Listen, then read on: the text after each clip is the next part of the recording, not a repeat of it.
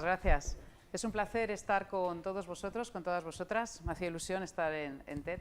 Así que vamos a hablar del cambio. Y para ello me gustaría empezar con una pequeña pregunta para los que estamos aquí. ¿Cuántos de vosotros tenéis miedo a cambiar? En general, ¿podéis levantar la mano? Nadie, ¿no? Ok, bueno. ¿Quién no tiene miedo a cambiar? ¿Y quién tiene miedo a levantar la mano? Que algo falla. Bueno, en fin, vamos a hablar de los cambios y vamos a hablar de algo maravilloso. Lo primero, nuestro cuerpo es cambio. Las células se renuevan de nuestro cuerpo, cada 7 años tenemos células totalmente diferentes. Cada 24 horas se renuevan nuestras células del páncreas.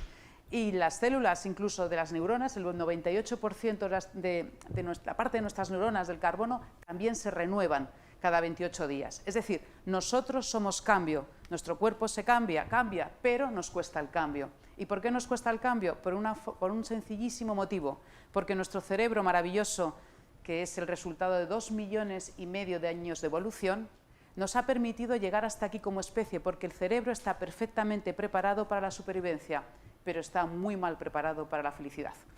Así pues, el cambio, que es algo natural, nosotros cambiamos, la vida cambia, no podemos tener nada sujeto al 100% porque puede pasar algo. ¿Y cómo podríamos nosotros ser más felices? Asumiendo el cambio, pero nos cuesta porque nuestro cerebro lleva un ritmo diferente a lo que podría parecer que es el contexto. Por eso lo que me gustaría presentaros hoy por la tarde, es entender cuál es la curva del cambio, cuáles son las etapas que nosotros vivimos ante el cambio para poder entenderlas y para poder acelerarlas. En la medida que podamos acelerarla, podemos ser un poquito más felices. Es decir, el objetivo, en definitiva, es comprender qué nos ocurre precisamente para acelerar dicha curva. Porque, como vamos a ver, de alguna manera, cuando nos enfrentamos a cambios difíciles, nunca hay atajos. Es decir, una cosa importante es que esta curva que vamos a ver a continuación significa que tenemos que vivir distintas etapas y hay que vivirlas. Lo que podemos hacer es acelerar el proceso, ¿de acuerdo?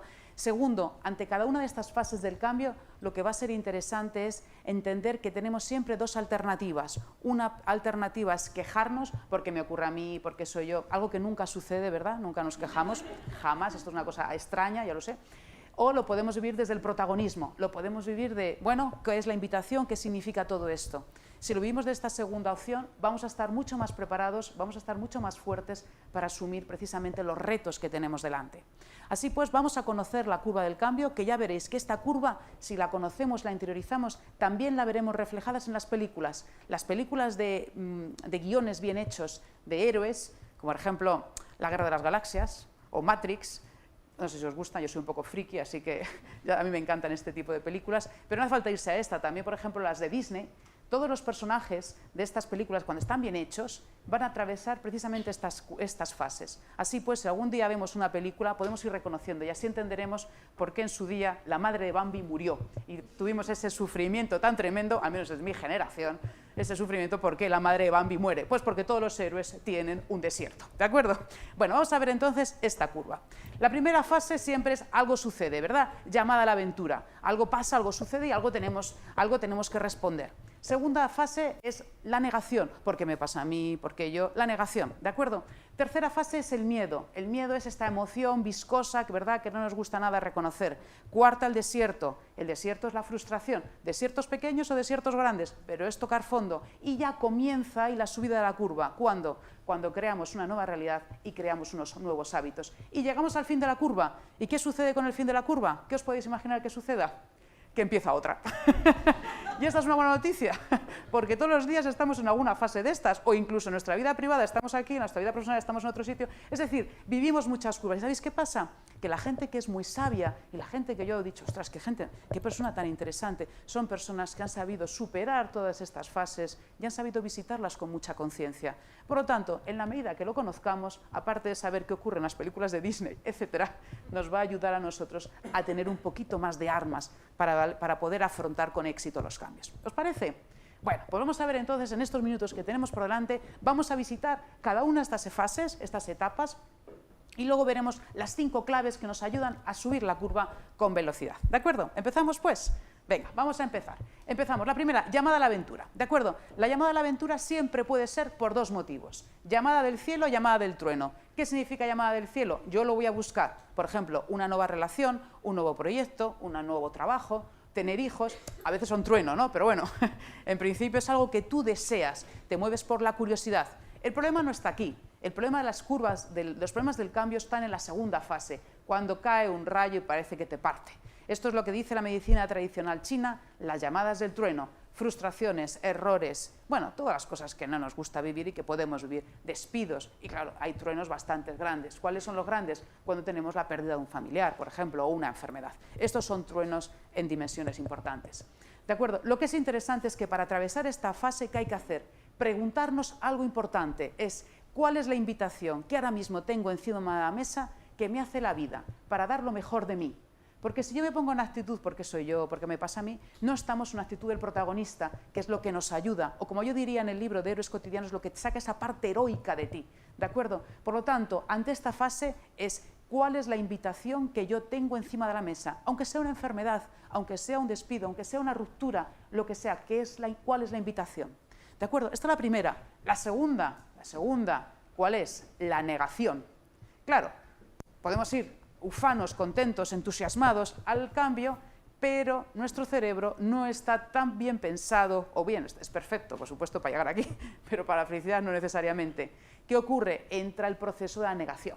¿La negación qué es? La negación es cuando, por ejemplo, en los héroes de las películas dudan. Ese momento en que parece que dudan, y siempre pasa lo mismo a los héroes, ese momento de debilidad, esta es la negación, siempre lo mismo, ¿de acuerdo? La negación es porque las emociones llevan un ritmo mucho más despacio para deshacerse que la mente. Por ejemplo, perdemos un familiar muy enfermo, sabemos que es lo mejor, ha dejado de sufrir, tú lo sabes racionalmente, pero tu corazón no lo sabe. Tu corazón va a vivir una fase de desierto, pero antes de desierto va a estar en la negación. ¿La negación qué significa? La negación significa negar la realidad. Es decir, echar balones fuera, la culpa es de otro. He metido la pata, pero la culpa es de otro. O algo me duele, no me duele nada. Y cuando, por ejemplo, alguien está muy enfadado, ¿no os pasa que alguien está muy enfadado? Dice, ¿qué te pasa? Nada. No, claro, por supuesto. Porque esto es negación. Nunca le preguntas a alguien enfadado qué le pasa porque te va a decir que nada, porque está en negación. Negación es cuando no asumes que las cosas te duelen. Por ejemplo, una ruptura amorosa. Cuando una ruptura amorosa, yo tengo un amigo que hace poco se acaba de separar, se ha entregado al mundo de la noche, que os podéis imaginar todo lo que eso significa, noche, mujer, bueno, ya sabéis, no podía dar más datos, y el caso es que se vino hace poco con nosotros a una cena con los amigos, habló de todas sus excelencias amorosas y cuando se fue, ¿qué dijimos los amigos? Está fatal. ¿Por qué? Porque a veces la negación tiene un mecanismo de protección. Cuando tú estás sufriendo mucho, cuando el dolor, a veces no lo tocas, ¿y qué haces? Inventas mil excusas para justificarte. El mundo de las excusas intelectuales, el mundo de la culpa es de otro, a mí no me pasa nada, yo estoy fenomenal, o estos incluso excesos de optimismos siempre están relacionados con la negación. De esta fase, señores, ¿sabéis cuál es la fase, el tipo de negación más complicada? El victimismo. ¿El victimismo qué es? Todo es horrible, ¿verdad? Estas personas que dicen que siempre todo es horrible. Yo tengo un familiar, bueno, se está retransmitiendo, espero que no lo vea, bueno, no sé, a lo mejor sí, no sé. Yo tengo una tía en concreto que es un ejemplo genial de este caso, ¿no? Mi tía tiene una hija, mi prima, que con 30 años, exactamente 32, se echa su primer novio conocido. Edad normal, ¿verdad?, para echarse el primer novio. Bien. Pues nada, se echa su primer novio, yo, claro, acontecimiento familiar, llamo a mi tía y evidentemente llamo a mi prima, a cotillar, bueno, coge el teléfono a mi tía y le digo, oye, que me he enterado que la prima se ha echado un novio. Y me dice mi tía, ay, sí, hija mía, lo que va a sufrir cuando lo dejen. Esa es mi tía, maravillosa y la quiero mucho, pero tiene esa mirada un poquito más oscura, digamos. Bueno, esta mirada así un poquito más, en fin, más de negación, es un tipo de victimismo, como hablábamos. Y entonces, ¿por qué negamos? Ya lo hemos dicho, negamos para protegernos, porque nuestra mente niega para proteger el dolor, ¿de acuerdo? Y porque además tenemos una forma de entender la realidad que es intentar, y alguna vez vemos la realidad que queremos ver. Si tú quieres ver que todo es negativo, vas a encontrar 1000 argumentos para que sea negativo. ¿De acuerdo? Por lo tanto, ¿me oís bien? Sí. Ok, perfecto. Muy bien. ¿Qué pasa cuando salimos de la negación? ¿Cómo se puede salir de esta fase? Porque me he entretenido un poquito más porque es de las más complicadas. ¿Cómo se puede salir de esta fase? Muy sencillo, preguntando qué es exactamente lo que tú estás sintiendo, siendo honesto contigo mismo y abriendo un poco más el abanico de tu mirada. Es decir, yo veo solo esta parte de la realidad, pero a lo mejor hay otra que que se está escapando a mi forma de entenderlo. ¿De acuerdo? Tercera fase, cuando yo he echado balones fuera y asumo que algo de responsabilidad tengo, ¿qué te ocurre? Que aparece el ¿qué? El miedo. Y vamos a ver qué es el miedo. El miedo es una emoción con la que nacemos, ¿de acuerdo? Y hay siempre dos tipos de miedo, como la novela Dr. Jekyll y Mr. Hyde. De alguna manera, hay un miedo sano, que es la prudencia, y hay un miedo tóxico que nos paraliza y que nos hace daño. Cuando nosotros impedimos los cambios que son naturales en nuestro entorno y tenemos miedo a ello, ¿qué es? ¿Es un miedo sano? En absoluto. Es un miedo tóxico porque nos hace daño, porque no está ayudándonos a nuestro talento, no nos está ayudando a ser felices, no nos genera este entorno de bienestar. Decíamos de alguna manera que el miedo es innato, nosotros nacemos con miedo. El miedo está en nuestro cerebro, por ejemplo. De hecho, Paul MacLean de la Universidad de California habla de 3 sistemas cerebrales. El reptiliano más antiguo, donde están los instintos básicos. El segundo, el cerebro límbico, donde hay una glándula fundamental que es la amígdala. Aquí están las emociones básicas. Y el tercero y último cerebro, ¿cuál es? La corteza cerebral. Pues bien, lo que se ha demostrado, señores, con las investigaciones, que lo inauguró hace ya unos cuantos años José Ledoux, fue que cuando nosotros escuchamos cualquier información del medio, ¿qué sucede?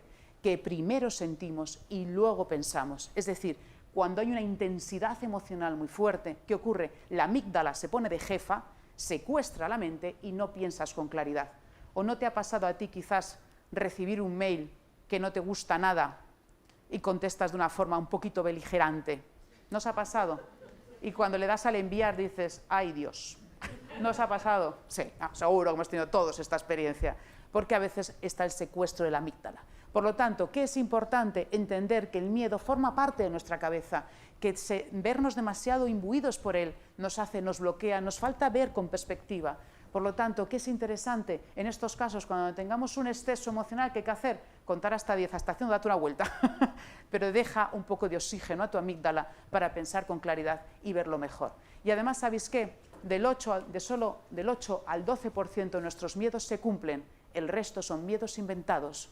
Por lo tanto, ¿qué hay que hacer ante el miedo? Quitarle importancia y continuar y seguir adelante. ¿De acuerdo? Esto es fácil contarlo y qué difícil hacerlo.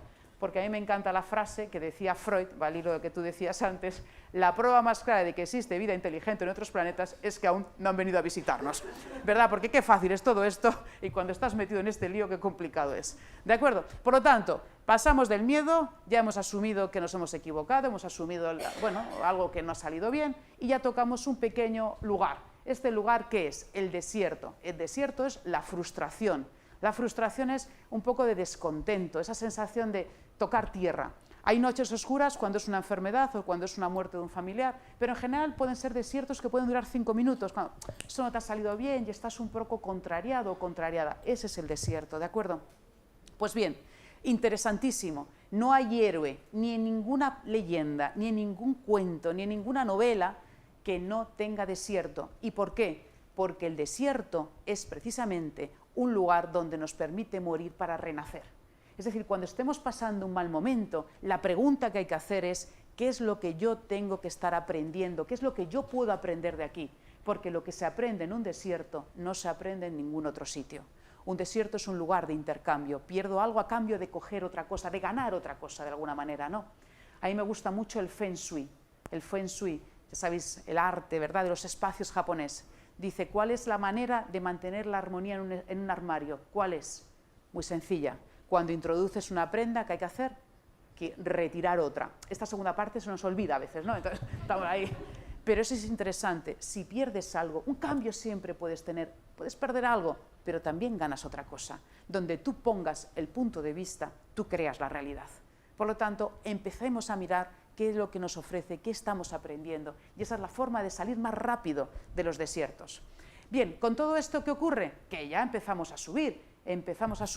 Y con esto vamos a ver cuáles son 5 claves que nos ayudan a subir aún más rápido, ¿de acuerdo? 5 claves que podemos ir acelerando precisamente nuestra querida curva. La primera de ellas, ¿cuál es la curva? Primero, soñar. Es decir, cuando tú estás en un momento de cambio, imagínate cómo puede ser el futuro. pero imagínalo de una manera delicada, de una manera amistosa. Siempre, siempre, de alguna manera, imagínalo en positivo. No lo imagines en negativo. No, a veces no suspendo el examen, no piensa que vas a aprobar. Porque el cerebro, y esto lo dice Antonio Damasio, Premio Príncipe de Asturias, hace unos años, dice, el cerebro lo procesa en base, procesa las imágenes, las palabras. La palabra no, es mucho más delicada, es mucho más frágil. Por lo tanto, piensa en positivo. Y si tú decides tener fuerza, ¿qué tienes que hacer? De alguna manera, empezar a alimentar las palabras y los pensamientos que te dan energía y retirar los victimismos. Porque cuando uno decide, escoge. Y escoger, ¿sabéis qué significa? Renunciar. Y esto se ve muy bien, por ejemplo, en las bodas, ¿verdad? Cuando se dice, María, aceptas a... Bueno, al revés, Juan, ¿aceptas a María como legítima esposa? Se hace esta pregunta, ¿verdad? ¿Cuál es la pregunta correcta? Juan, ¿rechazas al resto de mujeres por María, tu legítima esposa? Claro, esto generaría un poco de estrés, ¿no? Pero bueno, también viceversa. Pero es así, si tú decides desarrollar una actitud positiva ante el cambio, has de renunciar a otra cosa y no pasa nada. ¿De acuerdo? Primero, soñar y decidir. Tercero, pasión. La pasión es el gran antídoto ante el miedo. La pasión está relacionada con lo que nos enamora. Y el amor y el miedo no están, son absolutamente incompatibles en un mismo corazón, en una misma alma. No son compatibles. La pasión es enamorarte, y enamorarte porque quieres hacerlo, porque te encanta lo que haces. Sebastián Álvaro del Filo del Imposible me enseñó la historia de Mallory, que me fascina. Mallory fue el primer escalador que subió al Everest. Bueno, se cree que subió, no bajó, pero se cree que subió. Y Mallory le preguntaron, a este británico le preguntaron, ¿por qué quieres subir al Everest? Y él tiene una frase maravillosa, que es, porque el Everest está ahí, que es una forma elegante de decir, porque me da la gana. Punto. ¿Por qué lo haces? Porque quieres. Y esa pasión nos rejuvenece. Por eso no es de extrañar que todo esto lo podamos hacer independientemente de la edad que tengamos, y si no, mirar esta abuela, esta mujer, qué es capaz de hacer, y a ver cuántos seríamos capaces de imitarla, ¿verdad? Por lo tanto, segundo punto, primero soñar, segundo pasión, tercero ¿qué? A ver, tú sueñas, te ilusionas, pero hay que trabajar. Aprendizaje, aprendizaje, crea hábitos. Si algo te da miedo, conviértelo en un hábito, algo que puedas repetir y repetir y repetir para que se automatice. ¿Cuál es la mejor manera de hablar en público? Solo hay una, ¿cuál es? Hablando, ya está. ¿Cuál es la mejor manera de hablar con este cliente que tanto te cuesta? Haciéndolo. Por lo tanto, crea un hábito y repítelo, repítelo. Es un gran antídoto para el miedo. ¿De acuerdo? Tercer punto. Cuarto punto, trabaja en equipo. Trabaja en equipo. Si algo te cuesta, pégate a alguien que lo sepa hacer. Pégate a alguien que sepa hacerlo, para tú observarle, para imitarle, porque así aprendemos. Esa parte de mamífero social que tenemos nos permite aprender de otros, aunque sea simplemente observándolo. Por lo tanto, si algo te cuesta, ponte cerca de alguien que lo sepa hacer. ¿De acuerdo? Cuarto punto y quinto y último punto. ¿Cuál es? Argumentos de fuerza. ¿Y el argumento de fuerza en qué consiste? Comprométete y cree en lo que haces. El compromiso es una energía de fuerza. Mandela, se dice de Mandela que cuando era pequeño su madre le comentó, mira, en la vida hay tres tipos de personas, aquellas que las que mueren dejan el mundo peor de como lo encontraron, las que mueren y dejan un mundo tal cual como lo encontraron, o las que mueren y dejan un mundo mucho mejor de como lo encontraron. La pregunta es, ¿cómo quieres ser tú?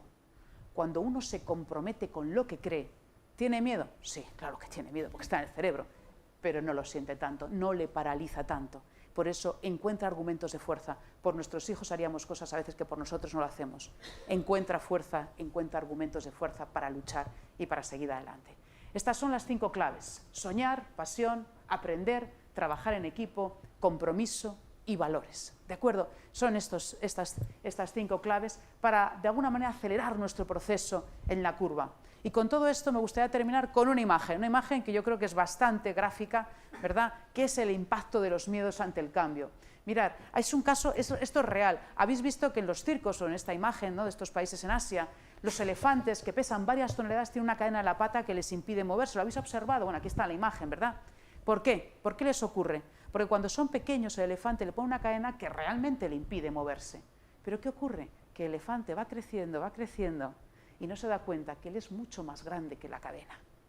Y eso tiene sentido en nuestros miedos. Los miedos son creencias que han sido construidos en nuestro pasado por alguna experiencia, y a todos y a todas se nos olvida que somos más grandes que nuestros propios miedos. Por eso no es de extrañar que el gran Nelson Mandela dijera: no es valiente quien no tiene miedo, sino quien sabe conquistarlo. Yo es lo que os invito a todas vosotras, a todos vosotros, a hacerlo en vuestra vida privada y en vuestra vida profesional, a saber conquistar nuestros miedos. Muchísimas gracias.